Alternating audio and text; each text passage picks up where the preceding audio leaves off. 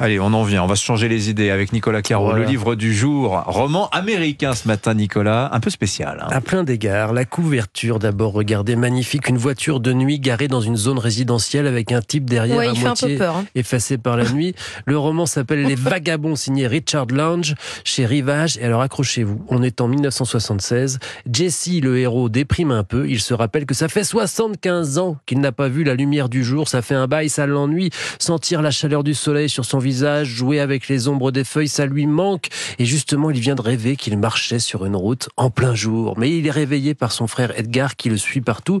Edgar, c'est un costaud, mais pas très malin malheureusement. Il est un peu attardé et donc Jesse veille sur lui. Attendez, vous dites que ça fait 75 ans qu'il n'a pas vu la lumière. Il n'est pas tout jeune, ce Jesse. Hein. Non, mais il a l'éternité devant lui à condition de trouver du sang frais puisque Jesse et Edgar sont des vampires. Mais pas avec une cape à double rouge et un charme d'aristocrate. Ce sont des vampires tranquilles, sans les oripeaux du genre. On les appelle vagabonds d'ailleurs et pas vampires. On les rencontre dans un motel cradingue, lieu de rencontre entre prostituées et camionneurs. C'est une bonne étape gastronomique pour personne pour réclamer les victimes. Ce sera Candy. Ce soir-là, ça va mal finir pour elle. Net, rapide, il n'y a pas de cruauté chez eux. Faut bien se nourrir, c'est tout. Et ensuite, ils effacent leurs traces et font disparaître le corps. C'est une règle chez les vagabonds. Ne rien laisser, sinon les autres, nous, finiront par faire le rapprochement et ils seront traqués. C'est ce qui s'est passé il y a quelques siècles en Europe et c'est pour ça d'ailleurs qu'ils ont débarqué aux États-Unis. C'est Edgar qui creuse en général tout en soliloquant sur ses rêves. Lui, il aimerait vraiment aller à Disneyland, mais c'est pas trop le truc de Jesse. Vous voyez, très bonne idée, oui. tout un tas de personnages aussi géniaux les uns que les autres. Charles à la recherche de l'assassin de son fils, Johanna, une jeune fille que les deux frères protègent et un groupe de bikers vraiment très très méchants qui les pourchassent. Il y a un côté des souris et des hommes, mais aussi western, film d'action haletant. On peut, si on veut, mais on n'est pas obligé, y voir une métaphore sur les laissés pour compte, les invisibles, ce que vous voulez, mais on peut aussi se contenter de lire ce roman et profiter du style qui sonne juste et de la chevauchée dingue, recommandé d'ailleurs par Stephen King lui-même. Richard Lange, donc Les Vagabonds.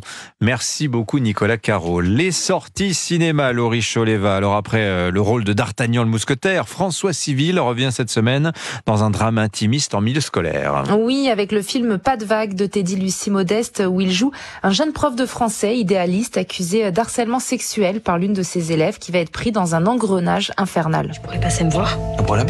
Non, rien de grave, mais passe me voir après. Tu as harcèlement? Il a dit qu'elle était fraîche. Mais oui, Leslie, je parlais de l'eau. Sauf qu'il l'a dit en me regardant dans les yeux. Alors le film est construit comme un thriller, c'est vraiment ça qui est intéressant et il nous embarque dans cette double descente aux enfers, celle de ce prof qui a sans doute voulu trop en faire afin d'être le prof qui va changer la vie de ses élèves, et puis celle de cette victime qui a mal interprété les propos de son professeur mais qui ne peut plus revenir en arrière.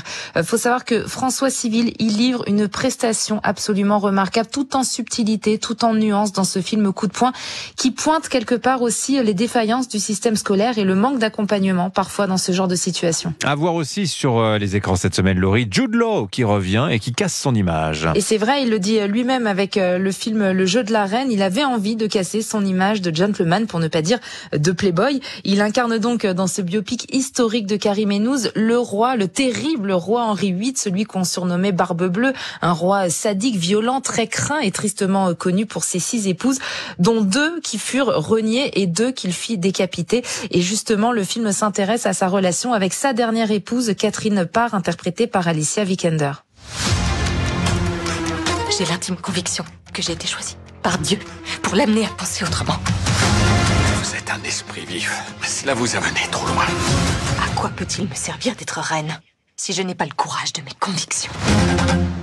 C'est un grand film féministe qui montre comment cette femme n'a pas eu peur de s'imposer face à son tyran de mari. C'est un hommage aux femmes maltraitées, aux femmes menacées. Alicia Vikander, par sa douceur et par son intelligence de jeu, nous embarque vraiment à ses côtés.